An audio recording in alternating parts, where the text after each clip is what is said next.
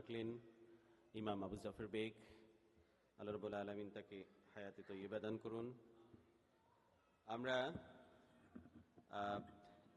আমাদের এরপরের আলোচনা মুসলিম পরিবারের সমসাময়িক চ্যালেঞ্জ এই বিষয়ের আলোচনা করার জন্য অনুরোধ করছি মুসলিম উম্মাহ অফ নর্থ আমেরিকার সম্মানিত ন্যাশনাল ভাইস প্রেসিডেন্ট জনাব ইমাম আবুল ফাইজুল্লাহ। আমি জনাব আবুল ফাইজুল্লাহ ভাইকে মুসলিম পরিবারের সমসাময়িক চ্যালেঞ্জ এই বিষয়ের আলোচনা রাখার জন্য বিনীত অনুরোধ করছি।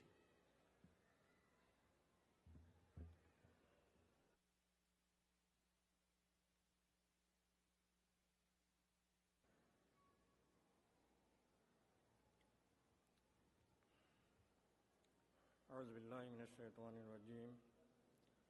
بسم الله الرحمن الرحيم. الحمد لله رب العالمين والصلاة والسلام على سيد المرسلين وعلى آله وأصحابه وأزواجه أجمعين. সম্মানিত মুসলিম উম্মাহ অফ নর্থ আমেরিকার দায়িত্বশীল ভাই বোনেরা এবং আজকের এই কনভেনশনের আগত ডেলিগেট ভাই এবং বোনেরা, আসসালামু আলাইকুম। আজকে এই অধিবেশনে আমরা যে বিষয়টা আলোচনা করছি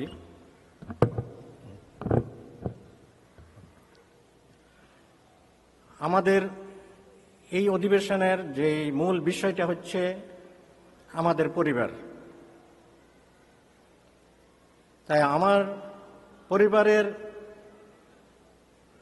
মুসলিম পরিবার কি ধরনের চ্যালেঞ্জ মোকাবেলা করছে এ সম্পর্কে আমি সংক্ষেপে কিছু কথা বলবো, কারণ আমাদের হাতে আজকে এই সেশনের সময় খুব বেশি নেই। সংক্ষেপে আমি আপনাদের সামনে কিছু কথা তুলে ধরব এবং কি ধরনের চ্যালেঞ্জ মুসলিম পরিবার মোকাবেলা করছে এবং এই চ্যালেঞ্জগুলো অতিক্রম করার জন্য, এগুলা মোকাবিলা করার জন্য আমাদের কি করণীয় সে সম্পর্কে আমি কিছু আলোকপাত করব। কোরআনের একটি আয়াত আমি আপনাদের সামনে তুলে ধরতে চাই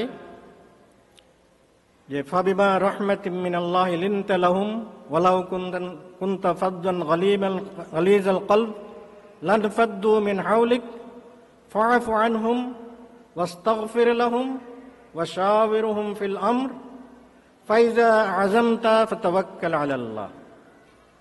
এটা হচ্ছে আল্লাহর দেওয়া এমন একটি নসখা, রাসূল সাল্লাল্লাহু আলাইহি ওয়াসাল্লামকে আল্লাহ দিয়েছিলেন এই নসখাটি, কিন্তু বর্তমান সমাজে কিয়ামত পর্যন্ত রাসূলের অনুসারী যত লোক আসবে সবার জীবনে এই উপদেশটা কার্যকরী।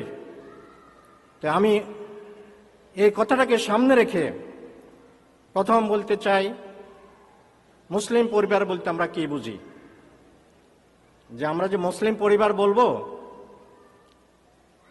পরিবার সম্পর্কে আমাদের প্রথম বক্তা বেশ সুন্দরভাবে অনেক বিস্তারিত বলেছেন, আমি সেদিকে না গিয়ে মুসলিম পরিবার,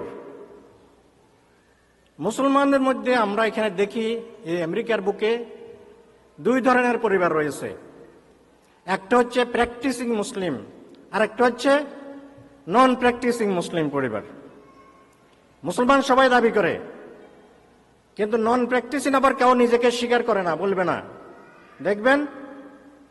কিন্তু আপনি যখন দেখবেন তাকে এই পরিবারগুলোর কাজকর্মের দিকে দেখবেন কিছু পরিবার নামাজ রোজা ইসলামী অনুশাসনগুলো তারা মেনে চলছে, আরেকটি পরিবার দেখবেন ইসলামী অনুশাসনের কোনো পরোয়া করে না, হয়তো করলে কালে ভদ্রে করে। তাহলে দুটো পরিবারের কিন্তু পরিস্থিতি এক নয়। আর এই দুই ধরনের পরিবারের তাদের সমস্যাগুলোর সমাধান কিন্তু এক নয়। তাই এখানে যেহেতু মুসলিম পরিবার শব্দটা এমনভাবে উল্লেখ করা হয়েছে আমাদের আলোচনার বিষয়ে, আমি এটাকে সামনে রেখে আমি বলতে যাচ্ছি। আর এই পরিবার কিন্তু যে যখন আদম আলাইহিস সালাম থেকে যে পরিবারের সূচনা হয়েছে, এই সূচনার পর থেকে আজ পর্যন্ত পুরুষ এবং নারীর যে সম্মিলনের মাধ্যমে যে পরিবার গঠন হচ্ছে, সেখানে স্ত্রী পুত্র, ছেলে মেয়ে, স্বামী স্ত্রী, ছেলে মেয়ে, মা বাবা, শ্বশুর শাশুড়ি, এই লোকদেরকে নিয়ে আমরা সাধারণত বাংলাদেশে তারা যারা এসেছি তারা পরিবার গঠন করছি, একসাথে থাকি। তো আমার আলোচনার বিষয় হবে বিশেষ করে যারা বাংলাদেশ থেকে আগত, আমরা এখানে যারা ফার্স্ট জেনারেশন, এরপরে আমাদের সেকেন্ড জেনারেশন শুরু হচ্ছে, এর পরবর্তী জেনারেশন আমাদের আসবে ইনশাআল্লাহ। তো এখানে যারা এই দেশে আমরা এসেছি, এই দেশে এসে আমরা এখানে অবস্থান করছি, এই দেশ সম্পর্কে একটু কথা বলা দরকার। যে এই দেশটা কেমন, আমেরিকা কি ভালো না খারাপ? খারাপ হলে কেন আসলাম আমরা? খারাপ জায়গা থেকে আমরা আসবো? এটা কি খারাপ? অনেক ব্যাপারে দেখেন, এই আমেরিকার পৃথিবীর অনেক দেশের উপর তারা কর্তৃত্ব করছে। এই কর্তৃত্ব কোথায় কে করতে পারে? যাদের মৌলিক মানবীয় গুণ আছে, যে জাতির মৌলিক মানবীয় গুণ আছে, তাদেরকে আল্লাহ দুনিয়ার কর্তৃত্ব দেন। এক সময় ব্রিটিশের মৌলিক মানবীয় গুণ বেশি ছিল, তারা পৃথিবীর অনেক দেশে রাজত্ব করেছে। এখন কিন্তু আমেরিকান জাতিগতভাবে আমেরিকানদের মৌলিক মানবীয় গুণ অনেক বেশি আছে। এই গুণগুলো অনেক মুসলিম অধ্যুষিত দেশেও পাওয়া যায় না। আমি বিস্তারিত সেগুলো যাচ্ছি না, যা সংক্ষেপে এগুলো টাচ করছি। এখানে অনেক খারাপ দিক রয়েছে, সেগুলোর ব্যাপারেও এরা চ্যাম্পিয়ন। ভালো দিক অনেক আছে। এখন আমরা যারা এসেছি মুসলমান হিসাবে দেশে এসেছি, আমাদেরকে বুঝতে হবে যে আমেরিকান এই সমাজের ভালো দিকগুলা কি এবং এদের খারাপ দিকগুলা কি। আমরা যদি এটা বুঝতে পারি এদের ভালো কি এবং এদের মধ্যে খারাপ কি রয়েছে এই সমাজে, তাহলে ভালো দিকগুলো আমরা গ্রহণ করব, সেগুলো আমাদের কাজে লাগাবো, আমরা উপকৃত হব সেটা থেকে। আর খারাপ দিক কি যেটা জানতে পারি, সেটা থেকে আমরা বিরত থাকার চেষ্টা করতে পারি। আমরা যদি আমি খারাপ কি সেটাও যদি প্রথম না বুঝি, সবগুলোকেই আমেরিকান ভালো মন্দ সব আমাদের কাছে যদি ভালো লাগে, তাহলে বোঝা যাবে যে আমাদের সেই বোধ শক্তির দুর্বলতা রয়েছে। তখন তারা ক্ষতিগ্রস্ত হয়। আমেরিকাতে যা হচ্ছে সমাজের সাথে যদি গড্ডালিকা প্রবাহে আমরা ছেড়ে দিই নিজেদেরকে, নিজের ছেলে মেয়েদেরকে, তখন তাদেরকে খুঁজে পাওয়া যাবে না। আমেরিকা এমন একটা জাতি, এটা ইমিগ্রেন্ট জাতি। পৃথিবীর বিভিন্ন দেশ থেকে লোকেরা এসে এখানে বসবাস করছে, এখানে সিটিজেন হচ্ছে, এখানে জন্মগ্রহণ করছে ছেলে মেয়েরা, এখানের প্রেসিডেন্টও হচ্ছে, সব বিভিন্ন দেশ থেকে। এবং মাল্টিকালচারাল সোসাইটি, অনেক কালচারাল এখানে এসে সবগুলা মেল্টিং পটের মতো এখানে এক জায়গায় সব একাকার হয়ে যাচ্ছে। আমেরিকার সোসাইটির এমন একটা ক্ষমতা রয়েছে, ধারণ ক্ষমতা রয়েছে, যত কালচার আসুক এখানে সবগুলাকে ধারণ করতে পারে। এরকম পৃথিবীর অনেক দেশে এগুলো পারে না। এই বৈশিষ্ট্যের কারণে বাইরের থেকে যত কালচার নিয়ে আসুক এখানের সাথে মার্জ হয়ে যায়, নিজেদেরকে ধরে রাখতে পারে না।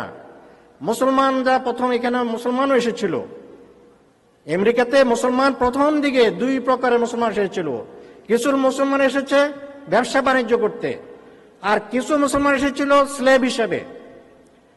তো এই মুসলমান সমাজ যারা এসেছিল তারা কিন্তু এই সমাজের মধ্যে তারা প্রথম মেল্ট হয়ে গেছে, তারা নিজেদের ধরে রাখতে পারে নাই। পরবর্তী পর্যায়ে এখন মুসলমানদের স্রোত এখানে আসছে, আলহামদুলিল্লাহ। দেখবেন এখন মসজিদ প্রতিষ্ঠা হচ্ছে, মাদ্রাসা প্রতিষ্ঠা হচ্ছে, শিক্ষা প্রতিষ্ঠান, ইসলামী সংগঠনের মাধ্যমে ঐক্যবদ্ধ হয়ে কাজ করে আমরা এগিয়ে যাচ্ছি, মুসলমানরা এগিয়ে যাচ্ছে। তো এখন এই সমাজের ভালো দিকগুলো আমাদেরকে গ্রহণ করে নিজেদের উপকৃত হতে হবে। এই জন্যেই মুসলিম পরিবারের যে চ্যালেঞ্জ, দুটো চ্যালেঞ্জ আমি আপনাদের সামনে উল্লেখ করব। অনেকগুলো চ্যালেঞ্জ হতে পারে, কিন্তু আলোচনা আমি শুধু দুটো চ্যালেঞ্জ নিয়ে আসতে চাই। একটা হচ্ছে পিতামাতা এবং সন্তানের সাথে সম্পর্কের আমরা চ্যালেঞ্জ মোকাবিলা করছি। আমাদের ঘরের ছেলে মেয়ে যাদের বড় হচ্ছে তারা বুঝতে পারেন যে মা বাপের সাথে ছেলে মেয়েদের দূরত্ব, একে অপরকে বোঝার অভাব, এটা সবচেয়ে বেশি মারাত্মক। আরেকটা হচ্ছে স্বামী স্ত্রীর মধ্যে। আলহামদুলিল্লাহ অনেকে সুখী পরিবার আছেন, কিন্তু সমস্যা অনেক স্বামী স্ত্রীর মধ্যে বোঝা অনেক সমস্যা হয়। তাই আমি এই কয়েকটা কারণ আমি উল্লেখ করব। প্রথম, আমাদের ছেলে সন্তানদের সাথে মা বাবার যে সমস্যাগুলো হয় তার মধ্যে 1 নম্বর হচ্ছে ভাষার সমস্যা। যে ছেলে মেয়েরা এখানে যে বড় হচ্ছে তাদের ভাষা যেটা ইংরেজি তারা বুঝতে ভালো, মা বাপগুলো সেভাবে বুঝে না। এবং ছেলে মেয়েরা তখন একসময় মা বাপকে এমন বলে, তুমি তো ইংলিশেও জানা, কথা বলতে পারো না, মানে অবজ্ঞা করা শুরু করে দেয়। এটা কিন্তু আমাদের দুর্বলতা নয়, এটা হচ্ছে মা বাপেরই দুর্বলতার কারণে। মা বাপের ভালো ভাষা জানতে হবে এমন নয়, কিন্তু এটার সমাধান রয়েছে। অন্যান্য ছেলে মেয়েকে যদি সেভাবে গড়ে তোলা যায় তখন ছেলে মেয়ে এই কথা বলবে না। পিতামাতার ব্যাক হোম চিন্তা, আমাদের পিতামাতা যারা আছি আমরা অনেক সময় শুধু দেশে যেভাবে ছেলে মেয়েদেরকে বড় করেছি, রেজ করেছি, আমরা যেভাবে বড় হয়েছি এখানেও আমরা সেভাবে বড় করতে চাই, এটা এখানে কার্যকরী হবে না। এখানে ছেলে মেয়েদেরকে দেশের মতো করে পিঠায়ে শাসন করে সম্ভব না, এটা বুঝতে হবে আমাদেরকে। এরপরে পিতামাতা, স্কুলের ছেলে মেয়েরা যারা যায় তাদের সম্পর্কে পিতামাতাকে বুঝতে হবে সেখানের স্কুলের পরিবেশটা কত খারাপ, কত কদর্য। যারা এটা বুঝে না তারা ছেলে মেয়েদেরকে হারায়। কি করছে ছেলে মেয়ে স্কুলে, তা আসার পরে সেখানে কি সমস্যা সে ভোগ করছে, তাকে ফিজিক্যালি মেন্টালি কিভাবে সাপোর্ট দেওয়া দরকার, এগুলো যে সব মা বাপ বুঝে না তারা পরে ছেলে মেয়েদেরকে হারায়, সমস্যা ভোগ করে। ঘরের বাইরে ছেলে মেয়েরা কি করছে এগুলো যে ছেলে মেয়ে মা বাপের সাথে শেয়ার করতে পারে না, সেই মা বাপ ছেলে মেয়েদেরকে নিয়ে সমস্যায় পড়ে। কারণ ছেলে মেয়েদের কাছে এখানে ফ্রি হইতে হবে, তাদের কাছে মা বাপ এতটুকু ফ্রি হইতে হবে তারা বাইরে স্কুলে বাইরে যে সমস্যা ভোগ করে এটা যেন খোলামেলা বলতে পারে, মা বাবার সাথে শেয়ার করতে পারে, পরামর্শ করতে পারে, মা বাপের সাহায্য করতে পারে। এভাবে একটা ভালো একটা পরিবেশ দিতে হবে। এভাবে পারস্পরিক দায়িত্ব, মা বাপেরও দায়িত্ব রয়েছে ছেলে মেয়েদেরকে শেখানো। এবং এর মধ্যে অনেক গুরুত্বপূর্ণ যেই আমাদের কোরআনের আল্লাহ রাব্বুল আলামিন বলেছেন সেটা এখনো আমাদের সমাজে যদি আমরা প্র্যাকটিস করি তাহলে আমরা কিন্তু পারিবারিক জীবনে এই চ্যালেঞ্জগুলো আমরা মোকাবেলা করতে পারবো। একটা চ্যালেঞ্জ হচ্ছে স্বামী স্ত্রী পারস্পরিক সম্পর্কের অবনতি হয়ে যায়, আর একটা চ্যালেঞ্জ হচ্ছে ছেলে মেয়েদের সাথে মা বাবার সম্পর্ক অবনতি হয়ে যায়। এটার জন্য কোরআন আল্লাহ রাব্বুল আলামিন যে বলেছেন সূরা আলে ইমরানে 159 নম্বর আয়াত, ফাবিমা রাহমাতিন মিনাল্লাহি লিনতা লাহুম ওয়ালাউ কুনতা ফাদ্দান গালিযাল কলব লানফাদ্দু মিন হাওলিক ফাআফু আনহুম ওয়াস্তাগফির লাহুম ওয়াশাবিরহুম ফিল আমর ফাইজা আযামতা ফাতাওয়াক্কাল আলাল্লাহ। শেষ দিকে আল্লাহ কয়েকটা কথা বলেছেন, ফাআফু আনহুম, তাদেরকে মাফ করে দাও, মাফ করে দিন। এখন এটা যদি আমাদের সাথে লাগে, আমাদের ছেলে মেয়েরা ভুল করবে, অপরাধ করলে, স্বামী স্ত্রী ঝগড়াঝাটি হলো, যে কোনো মলমালিন্য হলো, ছেলে মেয়ে কথা শুনতেছে না বা সমস্যা হলো, এখানে আপনি যদি ক্ষমাটা প্রথম নিয়ে আসেন, শাস্তি না দিয়ে প্রথম ক্ষমাটা নিয়ে আসেন, ফাআফু আনহুম, এই শব্দটা যদি আপনি প্রথম নিয়ে আসেন দেখবেন এতে বিরাট বরকত রয়েছে। ওয়াস্তাগফির লাহুম, এখানে আল্লাহ রাব্বুল আলামিন তার রাসূলকে উপদেশ দিচ্ছেন, ফাআফু আনহুম, আপনার সঙ্গী সাথীদেরকে আপনি মাফ করে দিবেন। সেটা আমরা নিজেকে, আমাদের পরিবার মাফ করে, মাফের এই ক্ষমার গুণটাকে আমরা যদি বাড়াইয়ে দিই। ওয়াস্তাগফির লাহুম, শুধু ক্ষমা নয়, তাদের জন্য দোয়া করা আল্লাহর কাছে যে আমি আমার ছেলে মেয়ে অপরাধ করেছে, ভুল করেছে, ক্ষমা করে দিলাম, আসো তার সাথে মিলেমিশে আবার তাকে ভালো পথে চালানোর চেষ্টা করি। এবং আল্লাহর কাছে দোয়া করি, আল্লাহ আমার ছেলেকে তুমি সঠিক পথে নিয়ে আসো।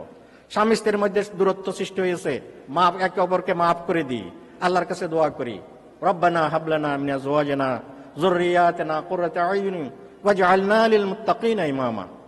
আল্লাহ দোয়া শিখিয়ে দিয়েছেন আমাদেরকে।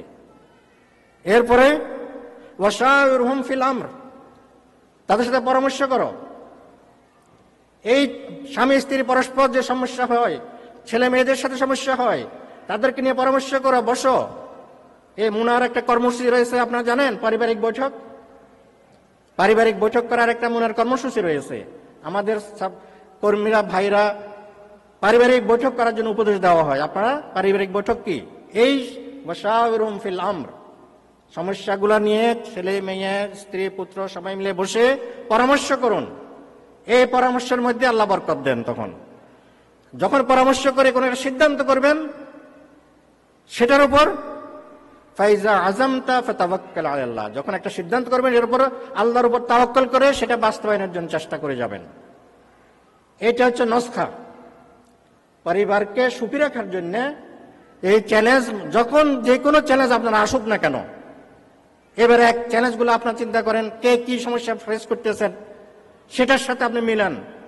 প্রথম ক্ষমা, তারপরে তার জন্য আল্লাহর কাছে দোয়া করা, মাগফিরাত করা, তারপর পরামর্শ করা, পরামর্শের মাধ্যমে যে সিদ্ধান্ত করবেন সেটা বাস্তবায়ন করার জন্য আল্লাহর উপর তাওয়াক্কুল করা।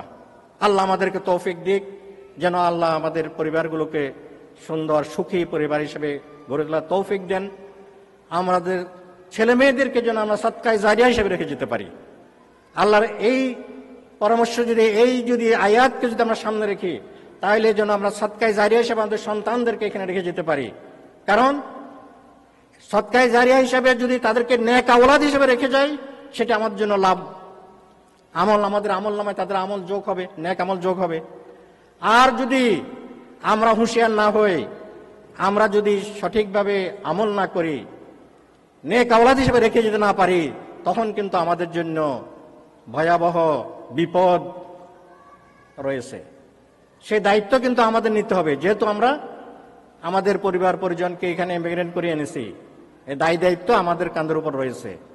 এই জন্য ছেলে মেয়েদেরকে ভালোভাবে রেজ করার মধ্যে, তাদেরকে বড় করার যে চেষ্টা, এবং চেষ্টার সাথে সাথে আল্লাহর কাছে দোয়া, এগুলো আমাদের নিজেদের স্বার্থেই প্রয়োজন। আল্লাহ আমাদেরকে তৌফিক দিক, আমাদের পরিবারগুলোকে সুখী করুক, আমাদের ছেলে মেয়েদেরকে নেক আওলাদ হিসেবে গড়ে তোলার তৌফিক দিক। ওয়া আখিরু দাওয়ানা আলহামদুলিল্লাহি রাব্বিল আলামিন। আসসালামু আলাইকুম। জাযাকাল্লাহু খায়র। সম্মানিত ভাই বোনেরা, আমরা এই আমেরিকাতে পরিবারকে নিয়ে যে চ্যালেঞ্জ, সেই চ্যালেঞ্জ মোকাবেলার জন্য সংক্ষিপ্ত সময়ে গুরুত্বপূর্ণ আলোচনা শুনলাম। আল্লাহ আমাদেরকে সেই চ্যালেঞ্জ মোকাবেলা করার তৌফিক দান করুন। আল্লাহ রাসূল সাল্লাল্লাহু আলাইহি সাল্লাম বলেছেন, আলা কুল্লুকুম রাঈন ওয়া কুল্লুকুম মাসউলিন আন রাইয়াতিহি, যে আমরা প্রত্যেকেই দায়িত্বশীল, আমাদের প্রত্যেককেই আমাদের নিজ নিজ দায়িত্বের ব্যাপারে জবাবদিহি করতে হবে। সেই বিষয়কে নিয়েই আমাদের এখনকার আলোচনা। প্রত্যেকেই দায়িত্বশীল এবং নিজ দায়িত্বের ব্যাপারে পরকালে জিজ্ঞাসিত হবে। এই বিষয়ে আমাদের এই গুরুত্বপূর্ণ সেশনে আলোচনা রাখছেন সুদূর লন্ডন থেকে আগত, আপনাদের সকলে পরিচিত পিস টিভি, চ্যানেল এস এবং ইকরা বাংলা, এই সমস্ত টিভিতে যিনি আলোচক হিসেবে, উপস্থাপক হিসেবে আমাদের সবার কাছে পরিচিত ডক্টর আব্দুস সালাম। আমি সম্মানিত ডক্টর আব্দুস সালাম আজাদীকে এখন এই বিষয়ের আলোচনা উপস্থাপন করার জন্য অনুরোধ করছি। আলোচনা রাখছেন ডক্টর আব্দুস সালাম আজাদী।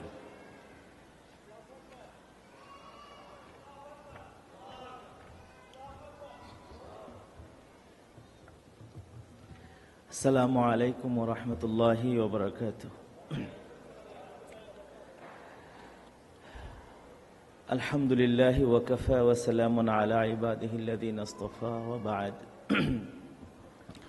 সম্মানিত ভাই পরিচালক, মুনার সর্বস্তরের দায়িত্বশীল ভাই ও বোনেরা, এবং এখানে যারা উপস্থিত হয়েছেন, 2 দিন সময় দিচ্ছেন কিয়ামতে আল্লাহ তাআলার কাছে নাজাতের ওসিলা হিসাবে, এই সময়টাকে আমরা দোয়া করি যেন আল্লাহ তাআলা কবুল করে নেন।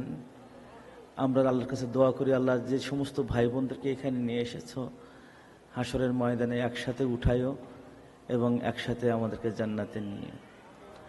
মুনার এই কনভেনশনে এই পর্যায়ে আমার যে বক্তব্য রাখার জন্য বলা হচ্ছে, সেটা আমরা অনেকেই জানি যে আল্লাহ তাআলা রাসূল সাল্লাল্লাহু আলাইহি ওয়াসাল্লাম বলেছেন, আলা জেনে রাখো, কুল্লুকুম রাঈন, তোমরা সকলেই দায়িত্বশীল, ও কুল্লুকুম মাসউলুন আন রাইয়াতিহি, এবং তোমরা সবাই তোমাদের দায়িত্বের ব্যাপারে জিজ্ঞাসিত হবে।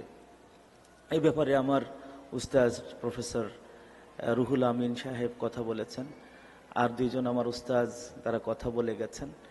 আমি আমার যতটুকু আলোচনা হওয়া দরকার ছিল আমি তো মনে করছিলাম যে এই কথাগুলো বলবো, তা ওনারা সব বলে ফেলেছেন। এখন আমি ছাত্র হিসাবে আপনাদের কাছে দোয়া নেওয়া ছাড়া তেমন কিছু নাই। তো যেহেতু লন্ডন থেকে আসছি অনেক দূর থেকে, হাজার হাজার মাইল এবং আটলান্টিক মহাসাগর পাড়ি দিলাম, আবার কিছুক্ষণ পরে চলে যেতে হবে, তো মনে করলাম যে আপনাদের কাছ থেকে একটু দোয়া নেওয়াটাই আমার জন্য ভালো হবে। আল্লাহ রসুল সাল্লাল্লাহু আলাইহি ওয়াসাল্লামের একটা বড় বৈশিষ্ট্য ছিল এই যে তিনি খুব অল্প ভাষায় অনেক কথা বলতে পারতেন, যেটা দুই একটা লাইনেই একটা বই রচনা করা যায়। আর হয়েছে তাই, এই শুধু একটা বাক্যের উপরে একটা পিএইচডি থিসিস হয়েছে, সেটা হলো প্রায় 1200 পৃষ্ঠার মতন। দেখলাম যে ডক্টর আব্দুল কাদের আল আহদাল, ওনার পিএইচডি থিসিস ছিল এই বিষয়টার উপরে। এখন মুনার এই স্বল্প পরিসরে আমার হাতে সময় আছে ম্যাক্সিমাম 3 থেকে 4 মিনিটস, যতটুকু আমি বুঝেছি। তো এই পিএইচডি থিসিসটা কীভাবে বলা সম্ভব, শুধু এতটুকুই বলি যে আল্লাহ রসুল সাল্লাল্লাহু আলাইহি ওয়াসাল্লাম আমাদেরকে বলেছেন, দেখো তোমাদেরকে আল্লাহ তাআলা দায়িত্বশীল হিসেবে পাঠিয়েছেন। রাইন শব্দের অর্থ হলো দায়িত্বশীল। দায়িত্বশীলের যে বাংলা যেটা রেসপন্সিবল, অ্যাকাউন্টেবল, যাই বলতে চান না কেন, এর আরবি শব্দ ইংলিশ অনুবাদ করলে হয় শেফার্ড, আর বাংলায় বললে হয় রাখাল। তো এই কথা যদি আমেরিকায় এসে আমি একটা কনভেনশনে এটা বলি যে ভাই এবং বোনেরা, আল্লাহ আপনাদেরকে রাখাল বানিয়েছেন, তো আপনারা বলবেন যে হুজুর আর জায়গা পেলেন না আপনি? হ্যাঁ, এই লন্ডন থেকে এসে আমেরিকায় এসে আপনি আমাদের রাখাল বানিয়ে দিলেন। তো মানে অগৌরবের কিছু নাই।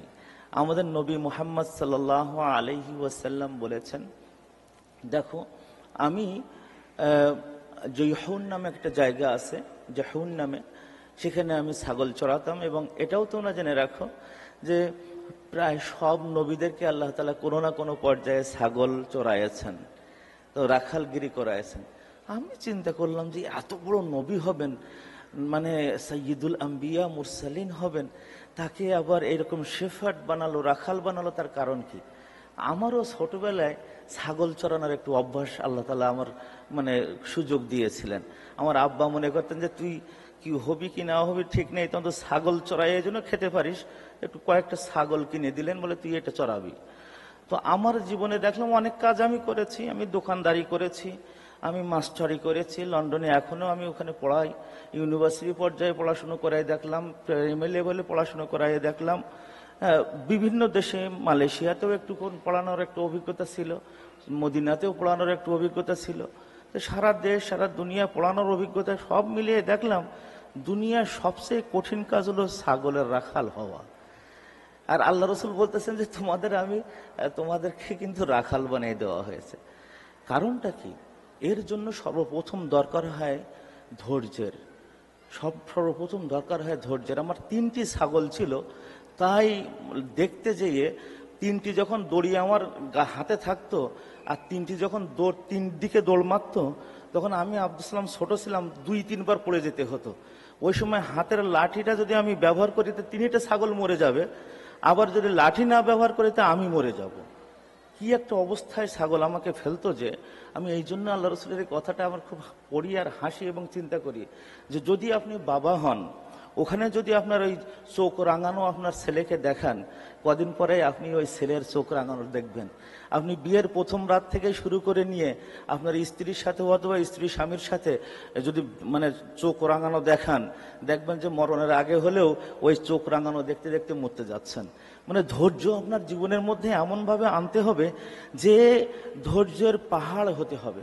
আল্লাহ রসুল সাল্লাল্লাহু আলাইহি সাল্লামকে বলতেছেন, ও রসুল তুমি তো ধৈর্য ধরো ভালো আছে, দাঁত ভেঙে ফেলছে তাও তুমি বদদোয়া করো না, সারা গায়ে রক্ত রঞ্জিত হচ্ছে তাও তুমি বদদোয়া করতেছো না, কিন্তু তোমার ধৈর্য দেখতেছি আরো বেশি ধরা দরকার।